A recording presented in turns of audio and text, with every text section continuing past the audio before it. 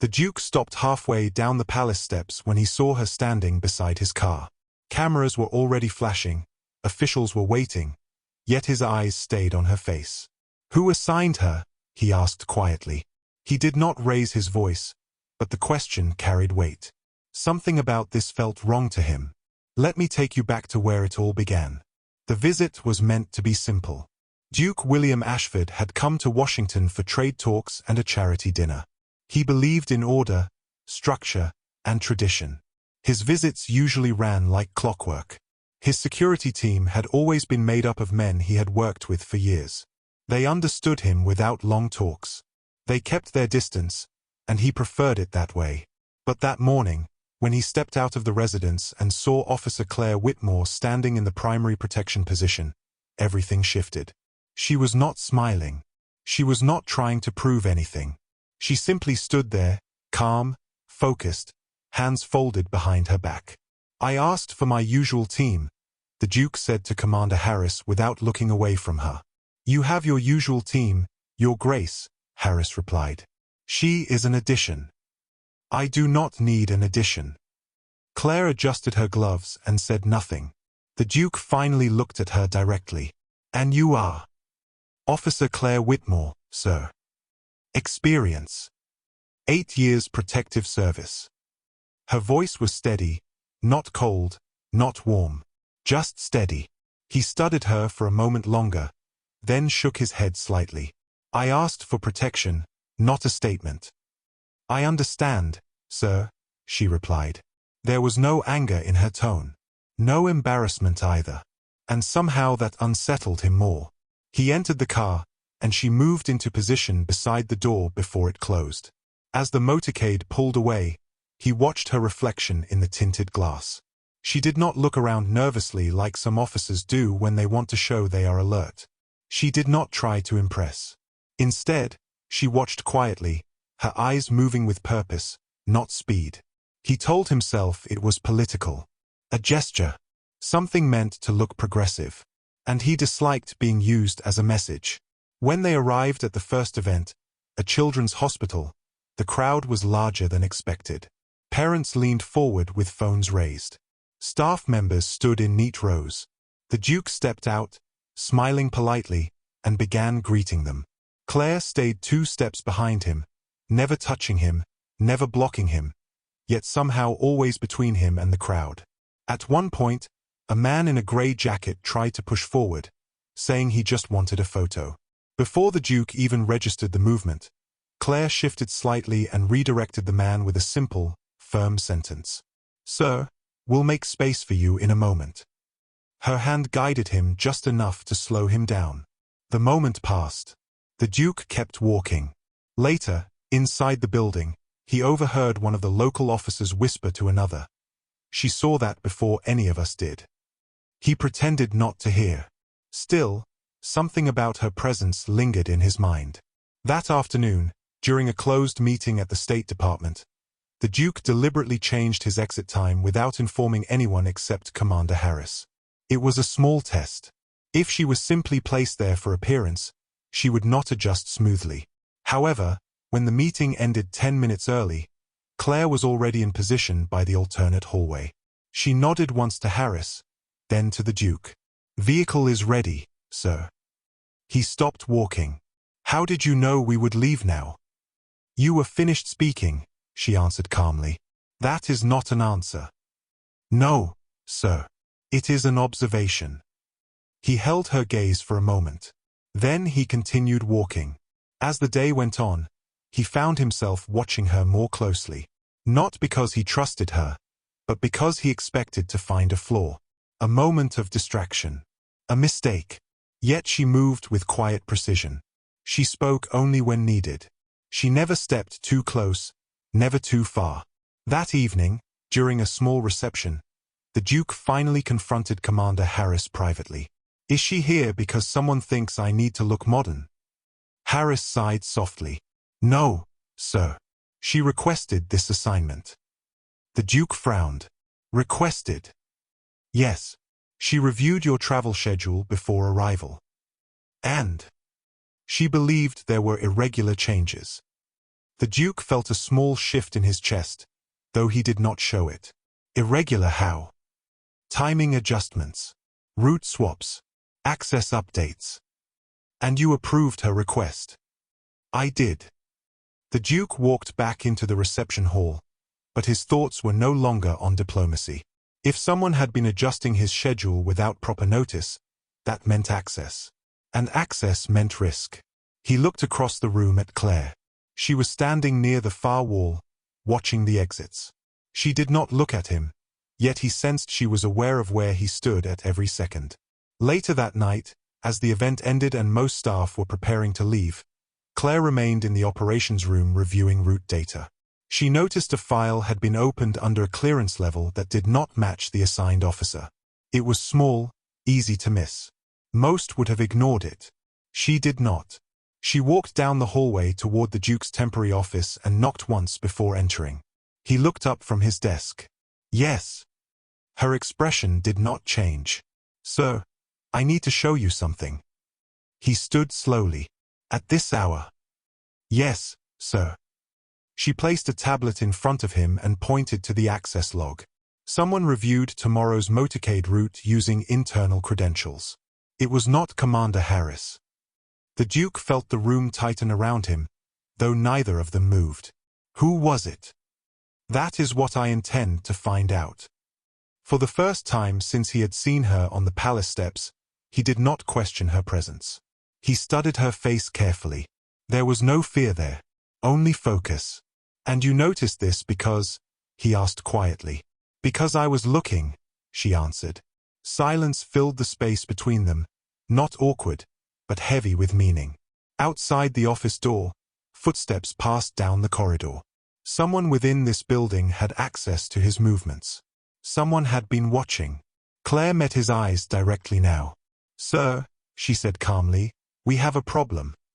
And for the first time since arriving in Washington, Duke William Ashford understood that the greatest threat was not outside the gates. It was already inside. Sir, we have a problem. The words stayed in the air between them. Duke William Ashford did not sit back down. He did not look away from the screen either. Instead, he straightened slowly and asked, Explain it to me clearly. Claire kept her voice calm. Your motorcade route for tomorrow was opened 3 times within the last hour. The access came from inside this building. The clearance badge belongs to someone in the Joint Security Team. Name: Deputy Coordinator Miles Bennett. The Duke frowned slightly. He was in the briefing this afternoon. Yes, sir. And you believe he intends harm? She shook her head once. I do not believe anything without proof. I believe patterns. And this pattern is wrong. He studied her face carefully, searching for drama or exaggeration. There was none. She was not trying to alarm him. She was presenting facts. What do you recommend? He asked. We do not confront him yet, she replied. We change tomorrow's departure timing quietly. We monitor who reacts. And if no one reacts, then we continue watching. The Duke walked around the desk and stood beside her instead of across from her. It was a small shift, but it changed the feeling in the room. You requested this assignment because of schedule changes, he said. How long have you suspected something? Before you landed, she answered. He looked at her sharply. And you said nothing. I said enough to be placed here. That answer settled into him slowly. She had not asked for attention. She had asked for responsibility. Very well, he said at last. We proceed your way. She nodded once, then stepped back. I will update Commander Harris. Please do not discuss route details with anyone else tonight. The tone was respectful, yet firm. Not a request. A precaution. He almost smiled at that. Understood, Officer Whitmore. She turned to leave, but before she reached the door, he spoke again. Clay. She paused. You said you believe patterns. What pattern concerns you most? She looked back at him carefully. Sir, the changes are subtle. Small adjustments. Not enough to cause panic, but enough for someone to test how quickly we adapt. And if we fail to adapt, Then the next change will not be small. She left the room after that, and for the first time that day, the Duke felt something deeper than irritation. He felt the edge of danger. The next morning began with quiet coordination. No announcements were made about changes. The departure time was moved forward by 12 minutes. Only 4 people were informed. The motorcade lineup was adjusted. Vehicles were swapped in order. The Duke stepped into the hallway, ready to depart. Claire was already in position. She did not look proud. She did not look tense. She simply gave a slight nod when she saw him. As they moved toward the exit, Deputy Coordinator Bennett appeared at the far end of the corridor. He looked surprised. "Your Grace," Bennett said, walking quickly toward them, "I was told departure was scheduled for 9:30. "It was," Claire answered before the Duke could respond. "It has been moved." Bennett blinked. "Moved? I was not informed." "That is correct," she said calmly. The Duke watched carefully. Bennett's jaw tightened for a brief second before he forced a polite smile. "Very well. I will adjust." He stepped aside. As they continued walking, the Duke spoke under his breath. He reacted. "Yes, sir. That is not proof." "No, but it is information." Outside, the motorcade was ready. The doors opened.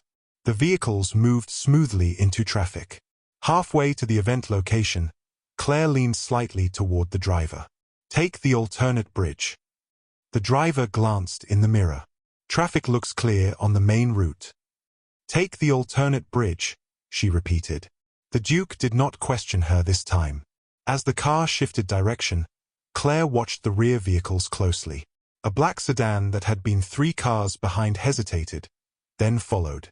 She noted the plate number quietly into her earpiece. "Is that one of ours?" the Duke asked. "No, sir." The sedan stayed with them for 2 blocks, then turned off suddenly. "Coincidence?" he asked. "Possibly," she replied.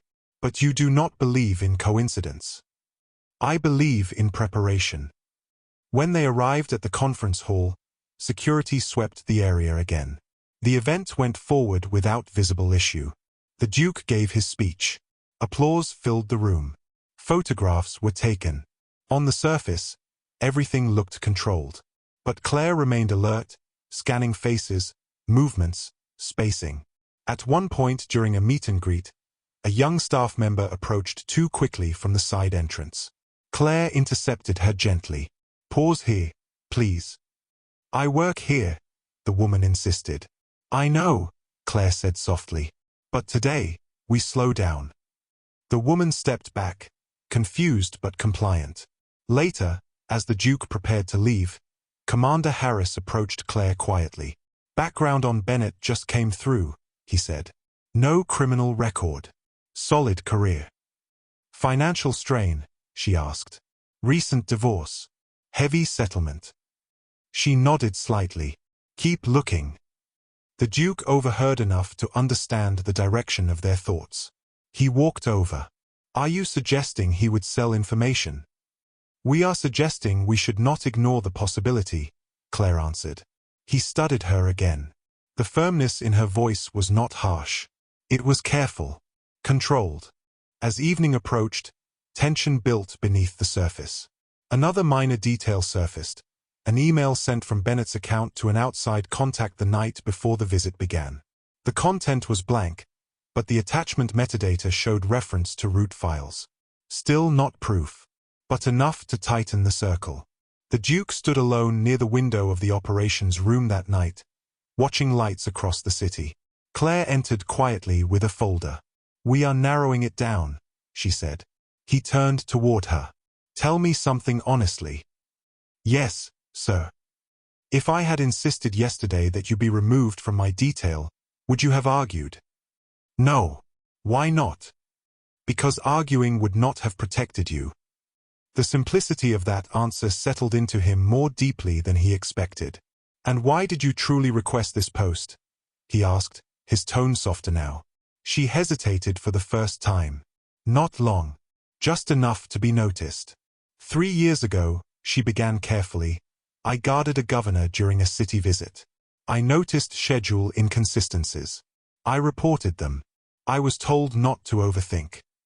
And the route was leaked. He was injured. 2 officers were not as fortunate. Silence followed. I do not ignore patterns anymore, she said. The Duke felt the weight of that confession. There was no self-pity in her voice. No attempt to gain sympathy. Only fact. You blame yourself, he said quietly. I adjust myself, she corrected. Before he could respond, an alert tone sounded from the security console.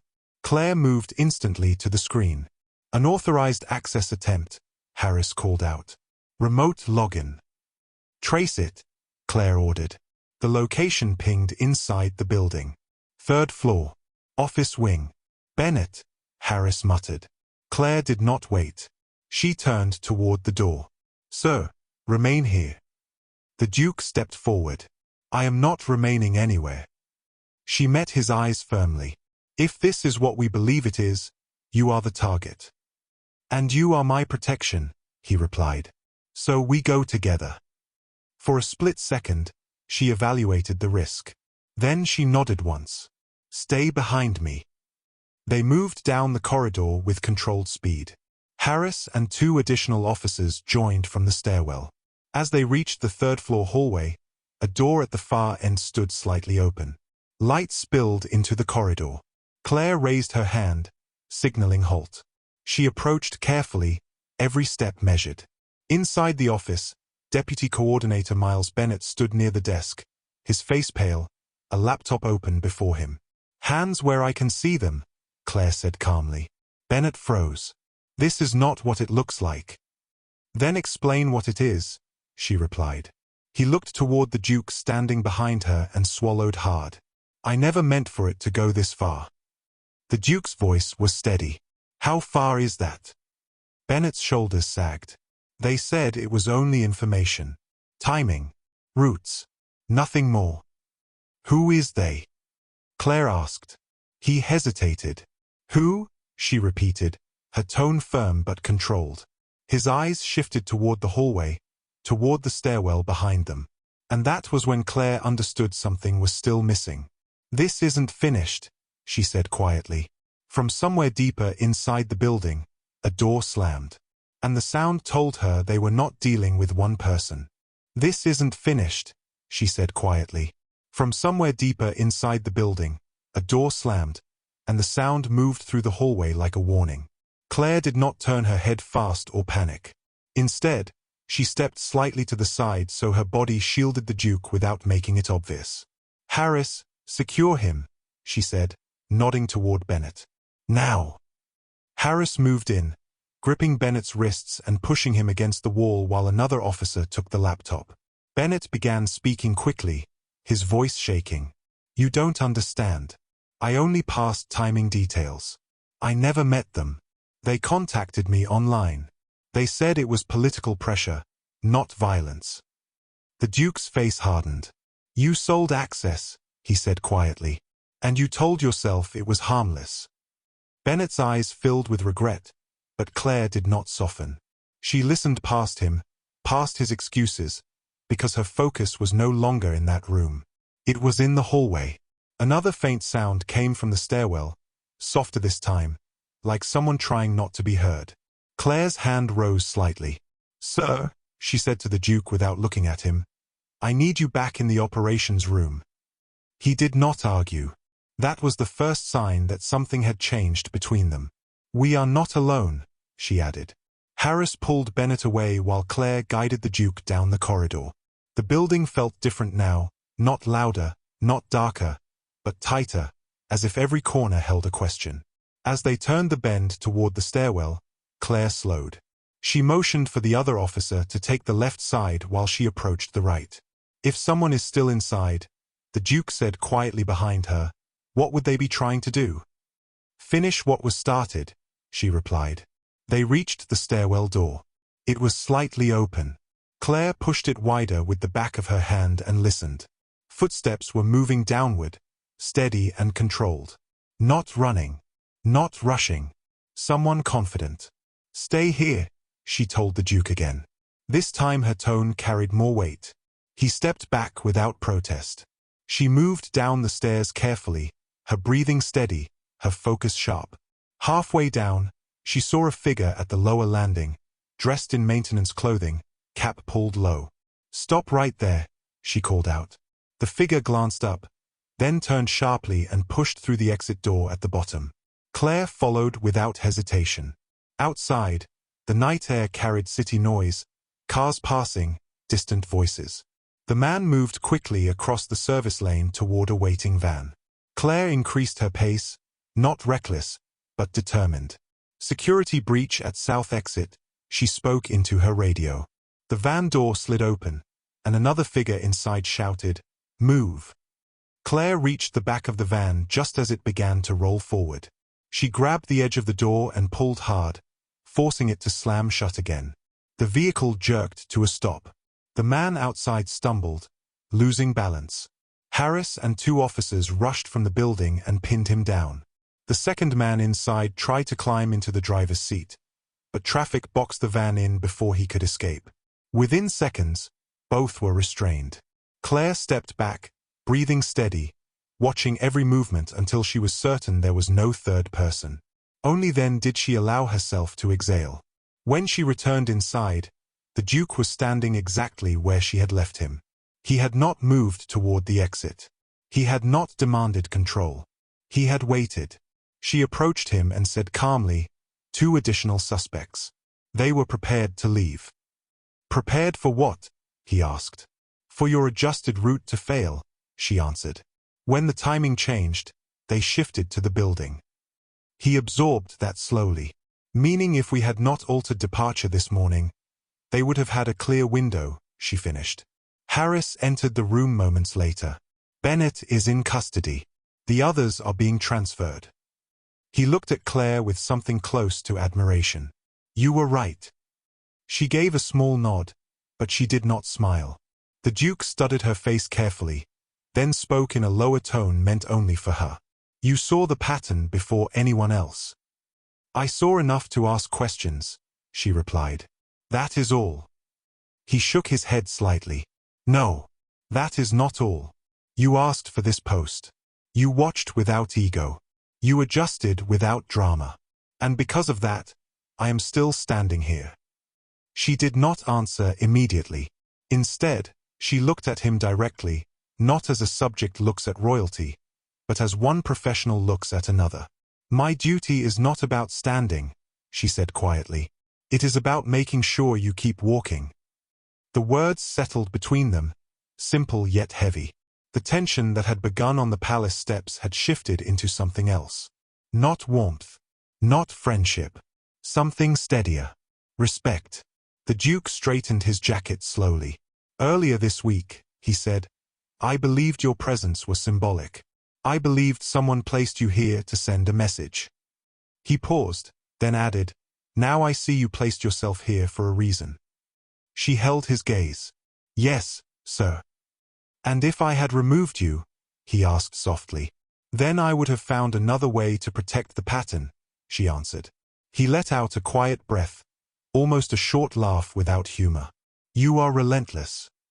"Prepared," she corrected again. There was a brief silence, but this time it was not heavy with doubt. It carried understanding. Harris cleared his throat gently. "Your Grace, we will need to revise tomorrow's schedule." The Duke nodded. "We will revise everything." Then he turned back to Claire. "Officer Whitmore." "Sir." "Remain on my detail." She did not react with surprise or relief. She simply inclined her head slightly. "Understood." However, as she turned to coordinate the next steps, a new message appeared on the operations screen behind them. It was brief. One line. "Anonymous sender. You stopped the wrong door." Claire's eyes locked onto the screen instantly. Harris saw it too. "That did not come from any of the detained devices," he said quietly. The Duke felt the tension rise again, sharper this time. "Meaning?" he asked. Claire's jaw tightened just slightly. "Meaning someone else is still watching." And just like that, the danger they thought they had contained widened again, silent and patient, waiting for its next move. Meaning someone else is still watching. The room did not explode into noise or panic. Instead, everything became controlled. That was always more dangerous. Claire stepped closer to the screen and read the message again. You stopped the wrong door. No signature. No traceable link. No fear in it. Just confidence. Harris moved to the keyboard. I'm tracing the server path. Claire shook her head lightly. It won't be direct. The Duke stood behind them, his voice low but steady. So we caught the distraction. Yes, sir, Claire replied. Bennett opened the path. The others prepared the exit. But someone above them is still directing. Harris looked over his shoulder. You think Bennett knew? Not fully, Claire answered. He looked scared. That wasn't an act. The Duke folded his hands behind his back. Then the real threat is organized. Yes. The word was simple, but it carried weight. Claire studied the building access logs again. If they sent this message, they still have digital access somewhere. Inside the building, the Duke asked. Or inside the network, she said. She turned toward him. Sir, we need to assume your visit is not about trade or charity to them. It is leverage. His jaw tightened slightly.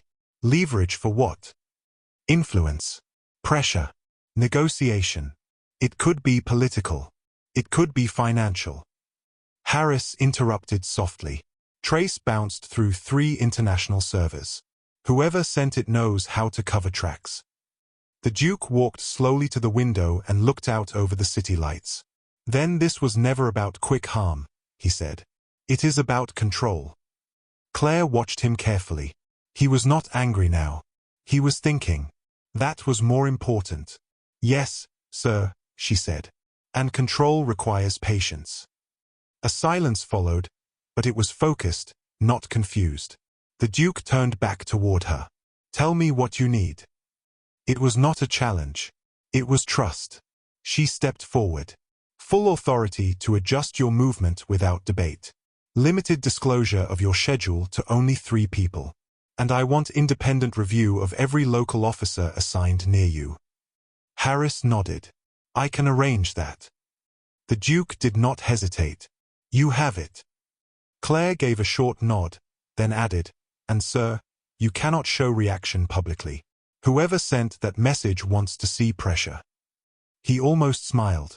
I have managed public pressure for 30 years. Then we make them doubt themselves, she said. The next day began with visible calm. The Duke attended a policy roundtable as planned. Cameras flashed. Hands were shaken. Speeches were delivered. On the surface, nothing had changed. But behind the scenes, everything had. Claire had cut the security circle tighter. Access badges were reissued. Routes were rewritten twice within hours. Vehicles rotated without pattern. During a midday break, the Duke stepped into a private lounge. Claire stood near the entrance. He glanced at her and said quietly, You have not slept. Not yet, she replied. You should. Later. He studied her for a moment. You carry responsibility like armor. She looked at him directly. Armor only works if you keep it on. He nodded slowly. And if it becomes too heavy? She paused briefly. Then you adjust the weight. You do not remove it. Before he could respond, Harris entered. We have something. Claire turned immediately. What? The anonymous message. It was sent from a temporary device connected to a cafe 2 blocks away. Timestamp. 10 minutes after the arrests. Claire's mind moved quickly, meaning they were nearby, watching. The Duke stepped closer. Can we pull surveillance? Already requested, Harris said. Minutes later, footage appeared on screen. The cafe camera showed a hooded figure sitting alone near the window, using a tablet. The face was partially visible when the hood shifted. Claire leaned in slightly. Pause. Harris froze the frame. The Duke studied the image. Do you recognize him? Claire's expression did not change, but something shifted in her eyes. Yes. Harris looked at her. Who is he? Ethan Rowe, she said quietly. Former cyber analyst. Contracted with federal units 3 years ago. The Duke sensed the tone beneath her calm voice. And she did not look away from the screen. He was part of the team during the governor incident. The room stilled. Harris spoke carefully. You think this is connected? I know it is, she replied. The Duke stepped beside her. Tell me what happened. She took a slow breath, not emotional, just measured. Ethan flagged vulnerabilities in communication systems. He wanted stronger protocols. Funding was denied. He blamed leadership. After the attack, he resigned. And now? The Duke asked. Now he is sending messages, she answered. Harris frowned. But why target the Duke? Claire's eyes remained fixed on the frozen image. Because international visits expose network systems, temporary access points, shared security grids. If he can prove those systems are weak, he proves he was right. The Duke absorbed that slowly. So this is not personal revenge against me. No, sir, she said. You are leverage. A demonstration. The words hung between them. The Duke straightened. Then we deny him that demonstration. Claire finally looked at him. Yes. Harris cleared his throat. We located his last known address. Abandoned warehouse near the river. Claire did not hesitate. We move now. The Duke stepped forward. I am coming. She shook her head firmly. No, you said I am leverage. If he sees me adjust, he adapts. And if you are present, you increase risk. I increase pressure, he countered calmly. She held his gaze. The tension between them was no longer doubt. It was strategy. Sir, she said quietly, if you trust my judgment, stay here. He did not answer immediately. Then, slowly, he nodded. Bring him in. She gave a short nod and turned toward the door. As she walked out with Harris and the tactical team, the Duke remained still for a moment. He realized something important then. The woman he had questioned on the palace steps was no longer a symbol in his mind. She was the barrier between order and chaos. And somewhere across the city, a man who once worked inside the system was waiting to prove it could fail. The convoy moved toward the river warehouse without lights or noise. Claire sat forward in her seat, eyes focused. She was not thinking about pride or past mistakes. She was thinking about patterns. And she knew Ethan Rowe did not send messages for attention alone. He wanted response. As they approached the warehouse, Harris spoke quietly. Thermal scan shows one person inside. Claire nodded. He wants to be found. Trap? Harris asked. Possibly, she answered. They stepped out of the vehicles and surrounded the entrance. Claire pushed the door open slowly. Inside, monitors glowed in the dim space. Ethan Rowe stood near a table, hands resting on its surface as if he had been waiting. He looked up calmly. You're faster this time, he said. Claire stepped forward. It ends now. He gave a faint smile. It doesn't end. It evolves. Harris moved to restrain him, but Ethan did not resist. You think arrest fixes weakness, he continued. It only hides it. Claire looked at him steadily. You risk lives to prove a point. No, he replied softly. I expose flaws so lives are protected. By creating danger, she asked. He tilted his head slightly. By forcing change. For a moment, neither moved. Then Claire said quietly, You chose the wrong way. He held her gaze. And you chose loyalty over truth. The words landed, but she did not flinch. I chose responsibility, she answered. Harris secured him and read his rights. As they led him toward the exit, Ethan glanced back once more. This won't stop, he said. There are others who believe the system must be shaken. Claire did not respond. Outside, flashing lights from unmarked vehicles reflected off the water nearby. She stood still for a moment, watching as Ethan was placed into custody. Harris stepped beside her. You good? She nodded once. Yes. It's over. She looked toward the dark city skyline. No, she said quietly. It's contained. When she returned to the Duke later that night, he was waiting. She entered the room and said simply, "He's in custody." The Duke studied her face. And he wanted to prove weakness. We did not give him that. A small silence followed. Then the Duke spoke slowly. When I first saw you, I thought you were placed beside me to make a statement.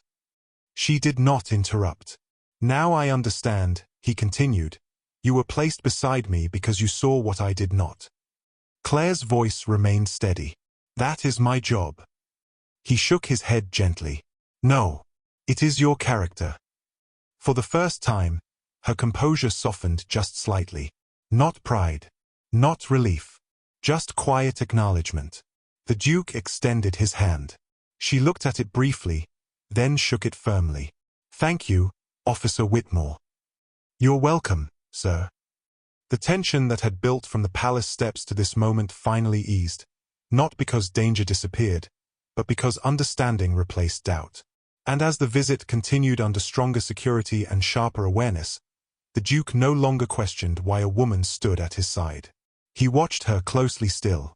But now, it was not to find a mistake. It was to learn how she saw the world before it unfolded. He watched her closely still, but now it was not to find a mistake.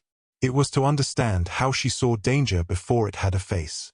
The next morning the schedule moved forward as planned, yet the mood around the Duke had changed in a quiet way. Word of the arrests had not reached the press, and it would not, but inside the security circle everyone felt the shift. Claire stood near the motorcade as usual, scanning without hurry. The Duke approached and paused beside her instead of walking past. You said it was contained, he said in a low voice. Are you certain?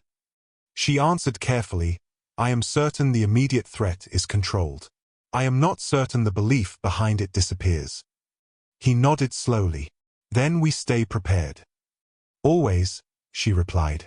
During the ride to the embassy luncheon, he noticed how she tracked not just vehicles but people at intersections, how she noticed patterns in pedestrians the way others noticed weather. He finally asked, when you walk into a room, what do you look at first? She thought for a moment. Hands, she said. Then exits. Then the one person who does not match the room. He considered that. And today?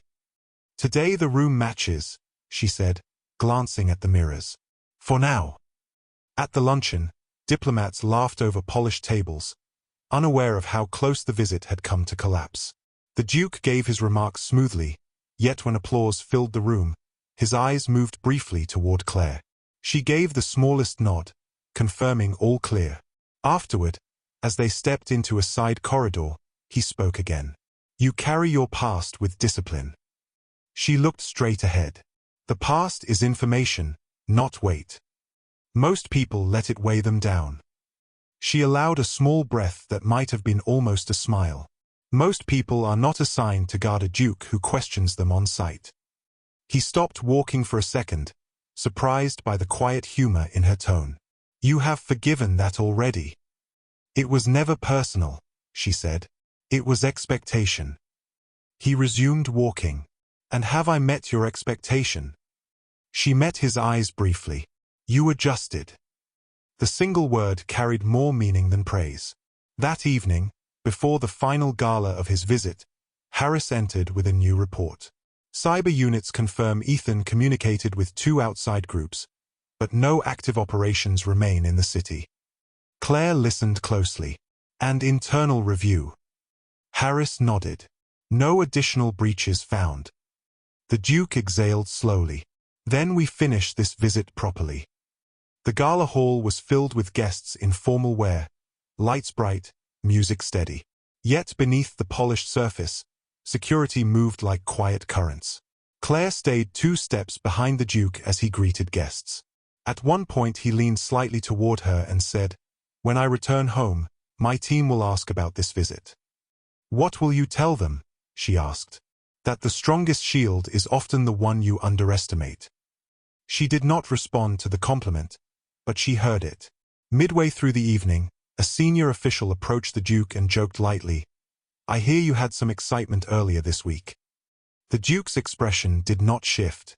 "Only the usual adjustments that come with travel," he replied smoothly. As the official moved on, Claire glanced at him. "Well handled," she said quietly. "I learn quickly," he answered. Near the end of the gala, as the orchestra began its final piece, the Duke stepped aside toward a quieter balcony overlooking the city lights.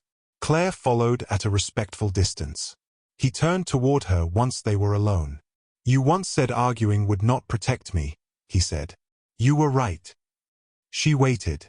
"I was wrong about you," he continued. "And I do not say that easily."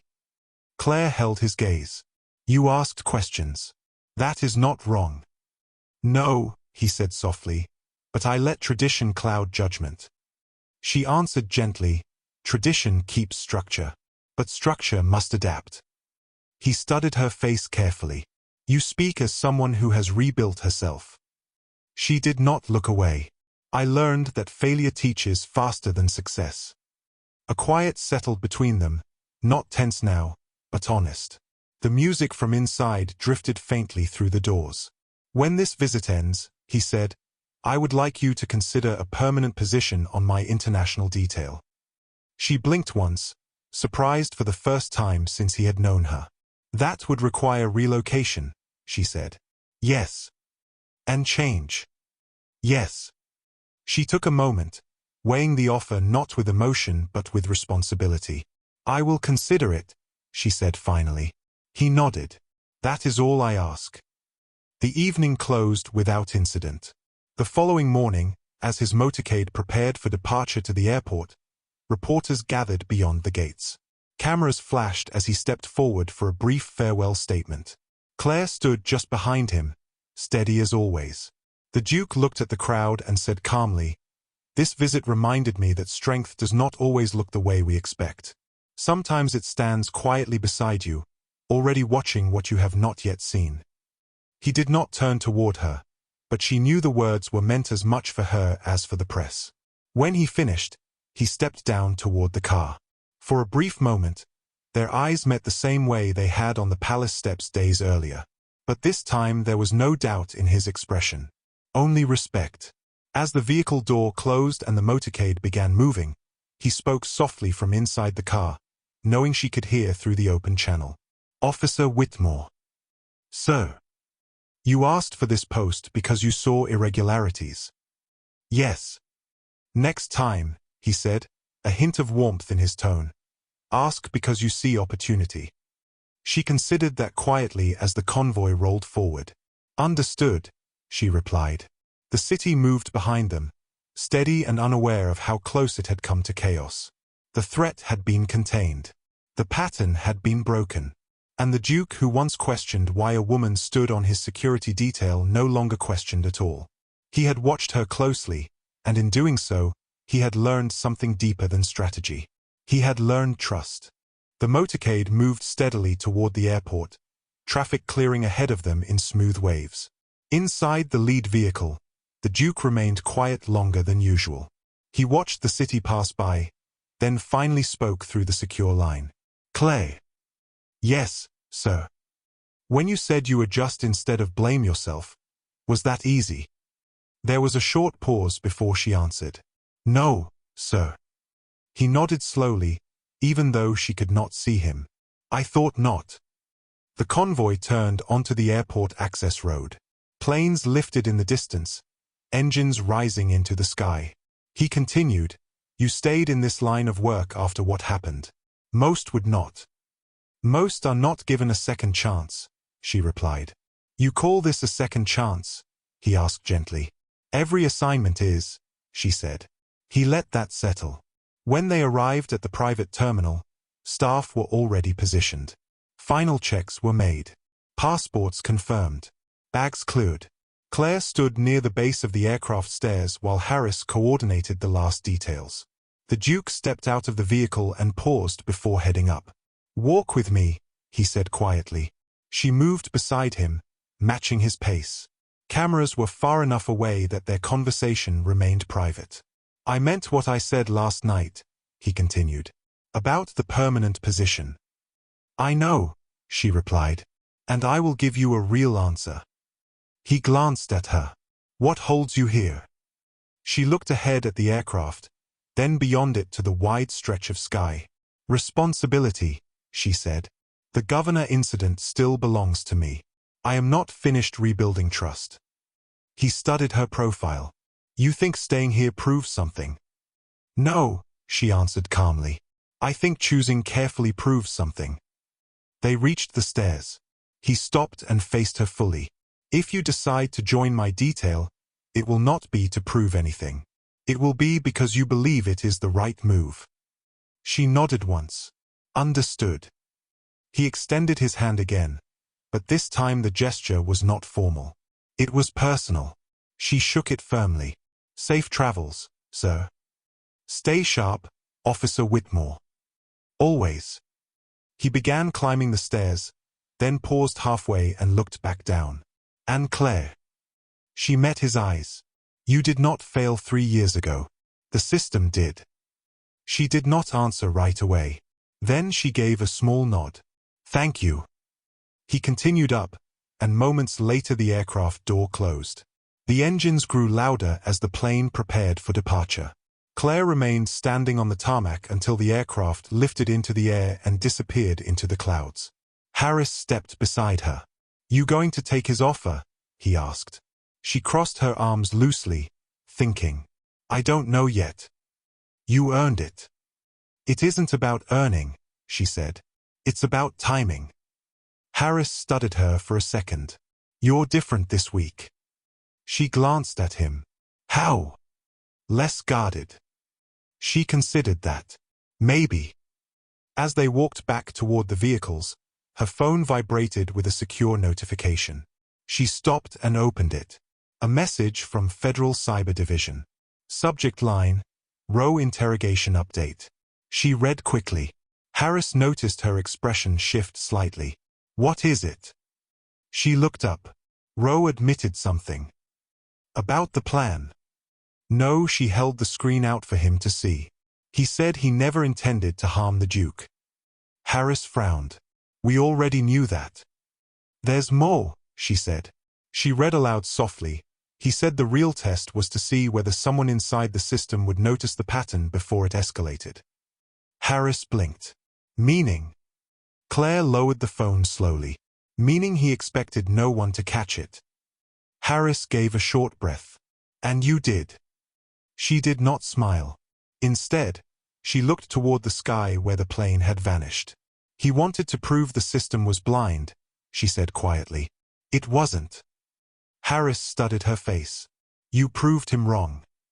She shook her head slightly. No, I proved myself right. There was a difference, and they both understood it. Later that evening, alone in her apartment, Claire sat at the small kitchen table with the Duke's offer letter open in front of her. The city outside her window carried its usual noise, unaware of the quiet decision forming inside the room. She replayed the week in her mind, not the danger, not the chase, but the moment on the palace steps when he had questioned her. The doubt in his eyes. And then the moment on the balcony when that doubt had turned into respect. She picked up her phone and typed a short message. Clear. Direct. She paused before sending it, then pressed send. Across the ocean, somewhere over the Atlantic, the Duke's secure device vibrated. He opened the message and read, I accept. On one condition. We build systems that adapt, not react. A small smile touched his face. He replied simply, agreed. Back in Washington, Claire set her phone down and leaned back in her chair. For the first time in years, the weight she carried did not feel like armor. It felt like direction. The visiting Duke had once questioned why a woman was assigned to his security detail. Then he watched her closely. And in watching, he saw more than skill. He saw judgment, discipline, and quiet strength. More importantly, she saw herself clearly again. Not as the officer who once failed to stop a leak, but as the protector who caught it before it became tragedy. The pattern had been noticed. The system had adapted. And two people who began the week separated by doubt ended it aligned by trust. Across the ocean, The Duke read her message again before locking his phone. We build systems that adapt, not react. He respected that. It was not a request for status or title. It was a condition rooted in purpose. When the plane landed hours later, his chief of staff met him at the private hangar. "How was the visit, Your Grace?" the man asked as they walked toward the waiting car. The Duke adjusted his coat slightly and answered without hesitation. "Productive." Then he added, "and instructive." Back in Washington, Claire did not celebrate her decision. She began preparing. Files were requested. Background checks were reviewed. She wanted to understand the Duke's current security structure before stepping into it. Harris met her in the operations office 2 days later. "You're really leaving," he said, not accusing, just stating. "Yes. You could stay. You've rebuilt your record here." She met his eyes calmly. "Rebuilding is not the same as improving." He nodded slowly. "You think you can change things over there?" "I think I can try." He offered a small smile. "That sounds like you." Her transfer moved quickly. Within a month, she was standing once again near the Duke's motorcade, but this time in London. The setting had changed, yet the rhythm felt familiar. He approached her before their first official event together on his home soil. "Welcome," he said simply. "Thank you, sir." He studied her for a moment. "You are certain?" "Yes." "Then we begin properly." And they did. She reviewed every route personally. She restructured communication channels so no single access point could compromise the whole system. She introduced rotating clearance layers so schedule changes required dual verification. Some members of the long-standing team resisted at first. Tradition was comfortable. Change was not. During one closed meeting, a senior officer said bluntly, "We've protected the Duke for decades without this level of complication." Claire responded calmly, "You've protected him successfully. I intend to keep it that way." The Duke listened without interrupting. When the debate grew tense, he raised his hand slightly. "Officer Whitmore's protocols stand," he said. That settled it. Over time, the resistance softened. The adjustments proved effective. Minor vulnerabilities were caught before they grew. Communication gaps were sealed.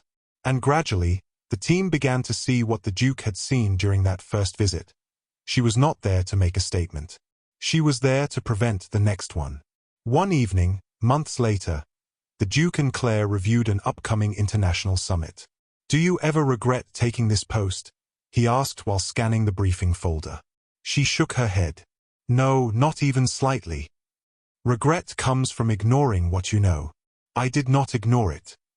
He looked at her thoughtfully. "You trust your instincts more now." "I trust my preparation," she corrected gently. He gave a faint smile. "You are consistent." "Consistency keeps people alive," she said. He closed the folder and leaned back slightly. "When we first met, I believed experience only came with age." She raised an eyebrow lightly. "And now?" "Now I understand it comes with attention." She allowed the smallest hint of warmth to show. "Attention can be learned." He nodded. "You have taught this team that."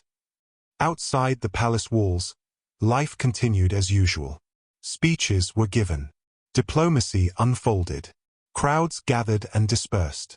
Yet behind every public moment stood a system that had quietly evolved because one officer refused to overlook a pattern. One afternoon, during a state visit from another country, a junior analyst approached Claire nervously. I noticed a small inconsistency in the guest list timing." Claire looked up from her tablet. "Show me." The analyst explained the discrepancy. It was minor. It might have been nothing. Claire listened carefully, then nodded. "Good catch. Adjust access clearance accordingly." As the analyst walked away, the Duke, who had observed the exchange, said softly, "You've changed more than procedures." She glanced at him. "How so?" "You've changed culture." She did not respond immediately. Instead, she watched as the team moved with sharper awareness than before. "Culture changes when people feel heard," she said finally. He looked at her with quiet respect. You were not heard once. She met his eyes steadily. I am now. The emotional weight that had followed her for years no longer defined her. It had shaped her, yes, but it did not control her. The governor incident remained part of her history, but it no longer whispered doubt in her ear. It had become instruction, not accusation. Late one evening, after a long day of meetings, the Duke paused near the grand staircase where months earlier he might have questioned her presence. He looked at her and said, "Do you remember the first words I spoke to you?" She nodded. "You asked who assigned me." "And now?" he asked. She answered without hesitation. "Now you know I assigned myself."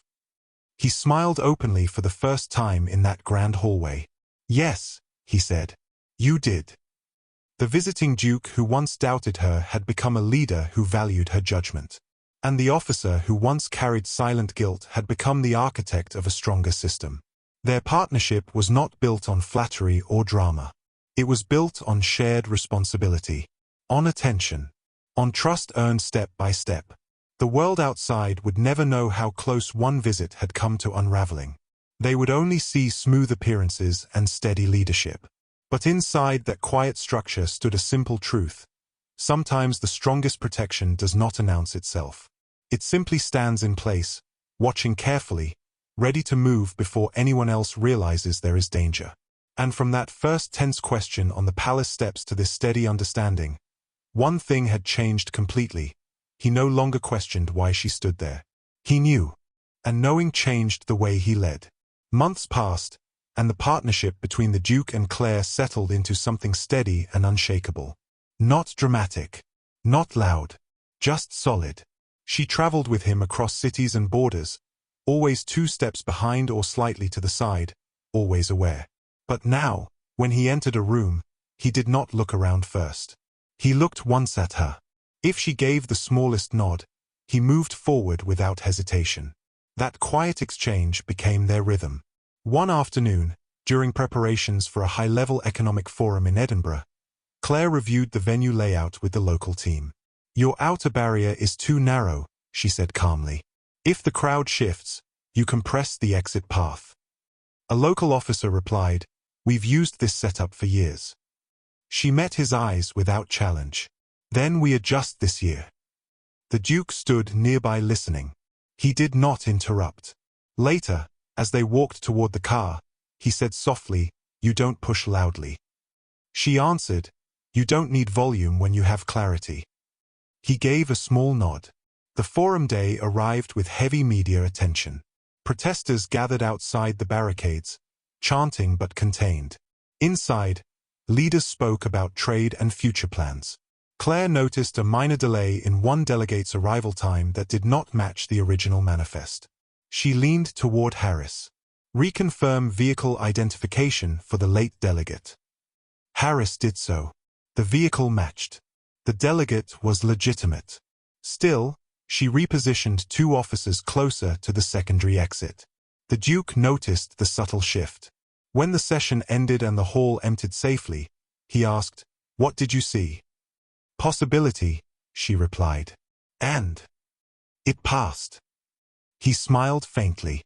"You are relentless." "Prepared," she corrected again, and this time he almost laughed. That evening, as they returned to the residence, the Duke slowed his pace on the steps. "You have changed the way I think," he said quietly. She looked at him. "About security." "About doubt," he clarified. "I questioned your presence because it did not fit my expectation. Now I question my expectations first." She held his gaze steadily. "That is growth, sir." He nodded. "It is also humility." She did not respond, but she respected the admission. Weeks later, news reached them that Ethan Rowe had accepted a plea deal and agreed to consult on improving national cyber defense systems under supervision. Claire read the report carefully. The Duke watched her expression. "Does that anger you?" he asked. She considered it. No, no. He wanted change. Now he will work within the system instead of against it. The Duke folded his hands thoughtfully. "You believe in reform." "I believe in structure that listens," she said.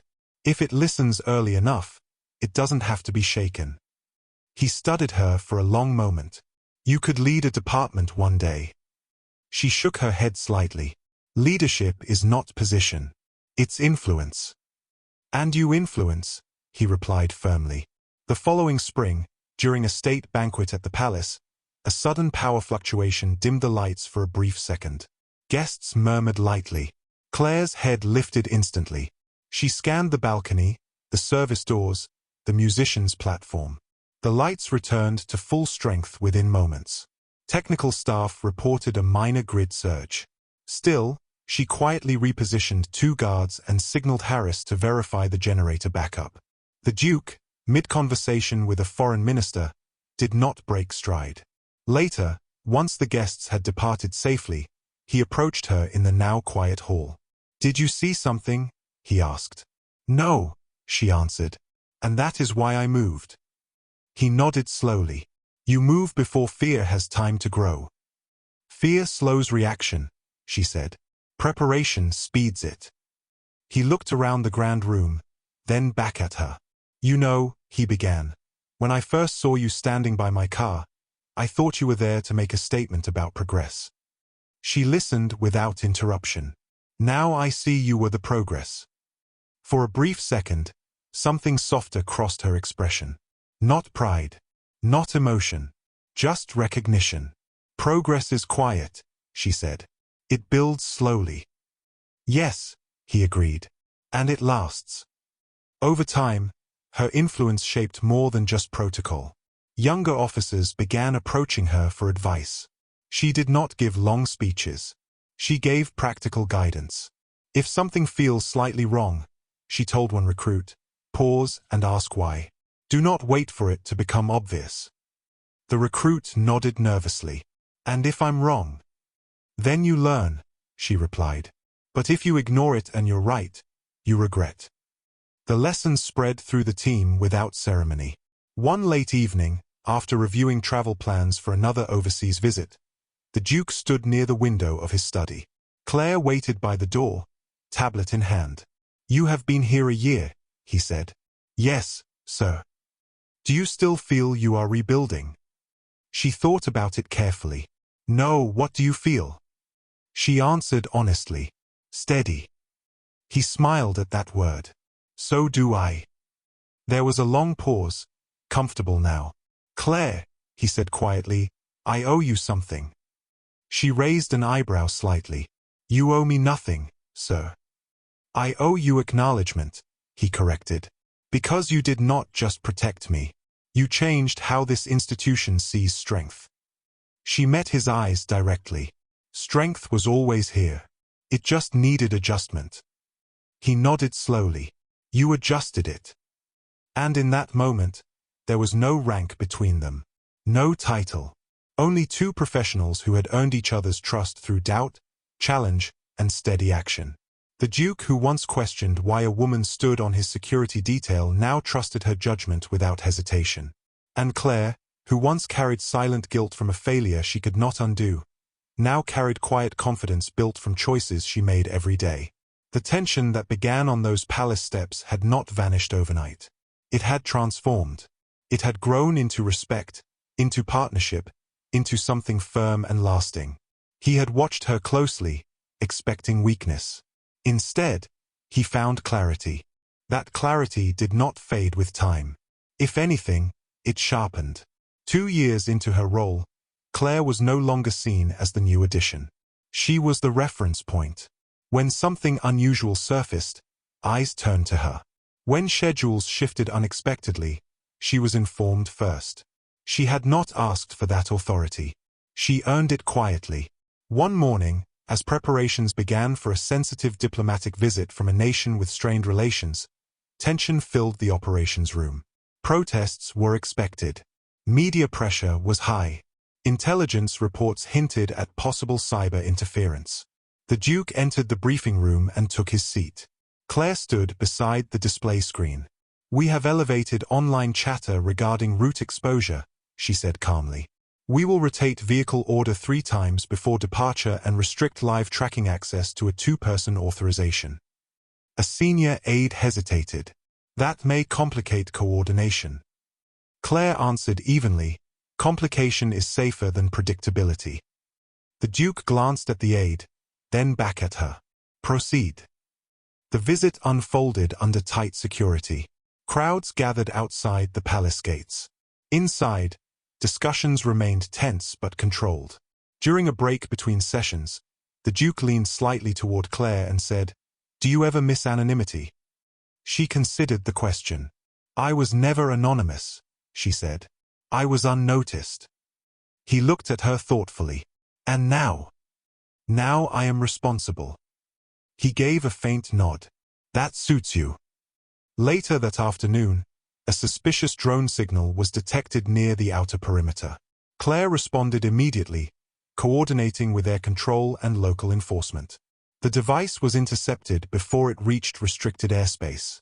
When informed, the Duke simply said, "Handled." She replied, "Yes." He did not ask for more detail. He did not need to. That trust was complete. That evening, after the foreign delegation departed, the Duke invited Claire into his private study. It was not common, but it was not unusual either. "Sit," he said, gesturing to a chair across from him. She remained standing. "I'm fine here, sir." He smiled lightly. "Very well." He folded his hands. "When you first arrived, some questioned whether you could manage this level of responsibility." She did not react. "Now," he continued, "those same voices request your input before decisions are made." She answered simply, "Consistency builds confidence." He leaned back. "And character builds consistency." Silence followed, but it was reflective, not tense. "Do you remember what you said when we caught Bennett?" he asked. She searched her memory. "I said we had a problem." "Yes," he said softly. "And you never stopped seeing problems before they formed. That is rare." She met his gaze. "It is learned." He nodded slowly. "And it is valued." Months later, during a humanitarian trip overseas, the Duke and Claire stood on the edge of a refugee camp reviewing aid distribution. Children ran nearby. Tents stretched across open ground. The environment was unstable, but carefully managed. The Duke looked out over the scene and said quietly, "This is why protection matters." Claire followed his gaze. "Because leadership attracts risk," she replied. "Because leadership carries impact," he corrected gently. She accepted that. On the return flight, as the plane cut through clouds, he turned to her again. "You once told me armor must stay on." She nodded. "It does." "Do you ever remove it?" She paused thoughtfully. "Sometimes." "When?" "When I know the structure around me is strong." He held her gaze. "Is it strong now?" She answered without hesitation. "Yes." That word meant more than safety. It meant she no longer carried everything alone. Back at the palace months later, a ceremony was held recognizing long-serving members of the Duke's staff. Claire stood among them, expecting nothing more than routine acknowledgement. When her name was called, she stepped forward calmly. The citation read, "For exceptional service in modernizing protective systems and strengthening operational integrity." The applause was respectful, not exaggerated. She accepted the recognition with a simple nod. Afterward, as guests mingled, the Duke approached her quietly. "You do not seek recognition," he observed. "No," she replied. "But you deserve it." She answered gently, "The work deserves it." He smiled slightly. "That is why you are effective." Years earlier, she had stood on palace steps being questioned. Now she stood in the same place as someone trusted beyond doubt. The contrast was clear, not because she had changed who she was, but because others had learned to see it.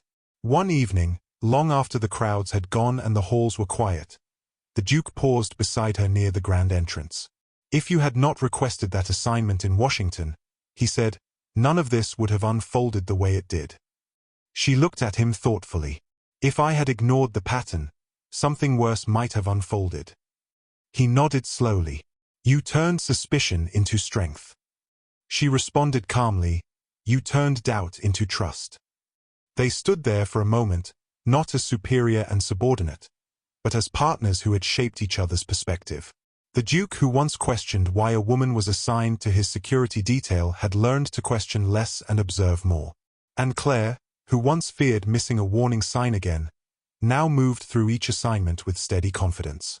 The story that began with tension on a set of palace steps did not end with drama. It ended with something stronger: respect earned, systems improved, and two people who grew because they were willing to look beyond assumption. He had watched her closely, and in doing so, he discovered that strength does not always arrive in the form you expect. Sometimes it stands quietly beside you, already prepared, already aware, waiting only for the moment you realize you were wrong to doubt it.